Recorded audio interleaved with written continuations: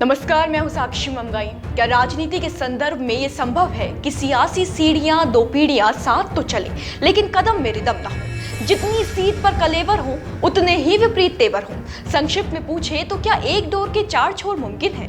अगर सोच की सुई ना की ओर घूम रही है तो एक बार आनंद रावत की उस ताजा पोस्ट पर नजर मारना बनता है जिसमें उन्होंने दो टूक अपने ही पिता हरीश रावत की उत्तराखंडियत पर सवाल उठा दिए हैं। अब ये सवाल कहां, कैसे और किस संबंध में उठाया गया है, रिपोर्ट पे ये तो जानेंगे ही, साथ ही प्रदेश को बताएंगे कि इससे पहले भी कितनी बार आनंद रावत ने उत्तराखंड के सियासी गलियारों में सख्त प्रश्नों और तीखी टिप्पणियों की चौपाल लगाई है। किन कारणों पर लगाई है, हर बार इसके घेरे में पिता हरीश रावत कैसे आ जाते हैं, और हाँ, आनंद के लिए प्रीतम सिंह पसंदीदा नेता क्यों है, रिपोर्ट देखिए।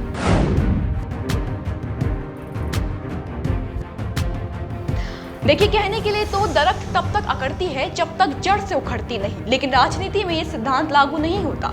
यहाँ टहनियों में भी यदि विविध विचार के बीज फूट जाए तो अस्तित्व के नए अंकुर सिर उठा लेते हैं। इस समय उत्तराखंड में यही होता नजर आ रहा है। पूर्व मुख्यमंत्री हरीश रावत के पुत्र आनंद रावत अपनी पोस्ट के बाद से नई रोशनी में नजर आ रहे हैं। दरअसल आनंद रावत की ये नई पोस्ट उत्तराखंडियत के संबंध में है। आनंद रावत ने अपने पोस्ट के माध्यम से सवाल किया है कि उत्तराखंडियत असल में है क्या। इसी के साथ आनंद ने पिता हरीश रावत को लेकर एक तीखी टिप्पणी भी की है। आइए पोस्ट देखें और मामला समझिए।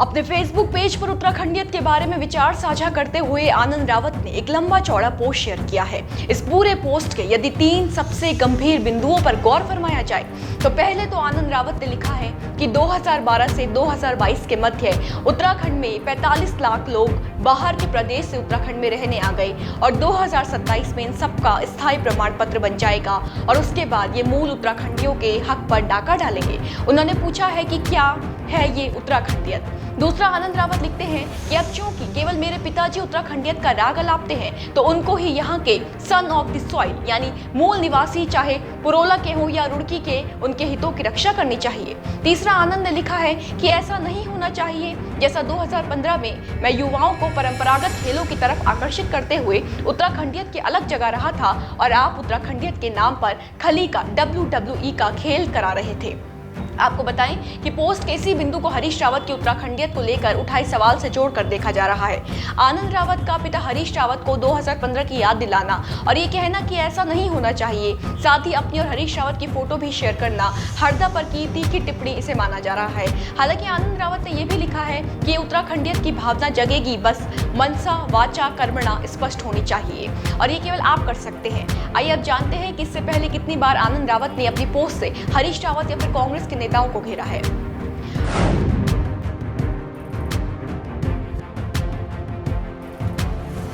कुछ समय पहले पूर्व मुख्यमंत्री हरीश रावत के पुत्र आनंद रावत ने फेसबुक पर एक पोस्ट साझा करते हुए दो टूक ये सवाल किया था कि उत्तराखंड के ITI, पॉलिटेक्निक, इंजीनियरिंग के छात्रों की दक्षता पूरे विश्व में उत्तराखंड का झंडा गाड़ सकती है, लेकिन ये मुमकिन कैसे हो पाएगा? हमारे नेताओं को तो बुनियादी सवालों के बजाय अपने समर्थकों के जन्मदिन की शुभकामनाएं और शोक संदेश वाले संदेश पोस्ट करने से फुर्सत नहीं है। अपने पिता के साथ ही राज्य के कई नेताओं के नाम लिखते हुए आनंद ने कहा था कि इनकी फेसबुक पोस्ट पर राज्य के चिंतन पर कभी कुछ नहीं मिलता। इतना ही नहीं, आनंद ने पोस्ट में यह भी लिखा था कि मेरे पिताजी मेरे चिंतनों व विचारों से परेशान रहते हैं। शायद उन्होंने हमेशा मेरी बातें एक नेता की दृष्टि से सुनी और मुझे येड़ा समझा। देखिए, दिलचस्प ये भी है कि आनंद रावत अपने पिता हरीश रावत को लेकर खुले तौर पर टीका टिप्पणी तो करते ही हैं, साथ ही उनके विरोधियों की तारीफ भी करते नजर आते हैं।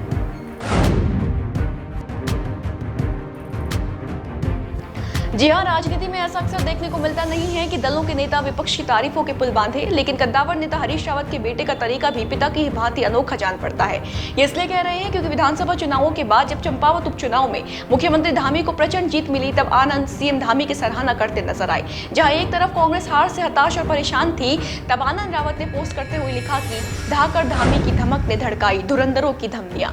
आनंद ने CM धामी की तुलना महेंद्र सिंह धोनी से की और कहा कि धामी का पहले 6 महीने का कार्यकाल उल्लेखनीय नहीं रहा, लेकिन चुनाव में टिकट वितरण के कौशल ने प्रभावित किया। उनका होमवर्क और सर्वे सटीक था। तो आप कह सकते हैं कि आनंद रावत विरोधियों की तारीफ भी खुलकर करते हैं। अच्छा, हैरानी की बात यह है कि आनंद रावत के मुताबिक उनके पसंदीदा नेता प्रीतम सिंह है।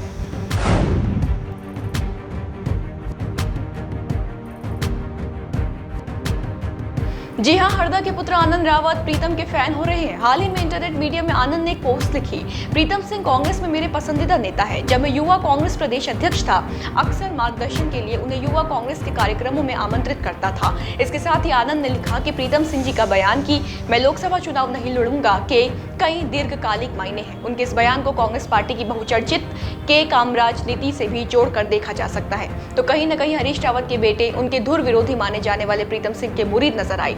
सवाल है कि सबके मायने क्या है।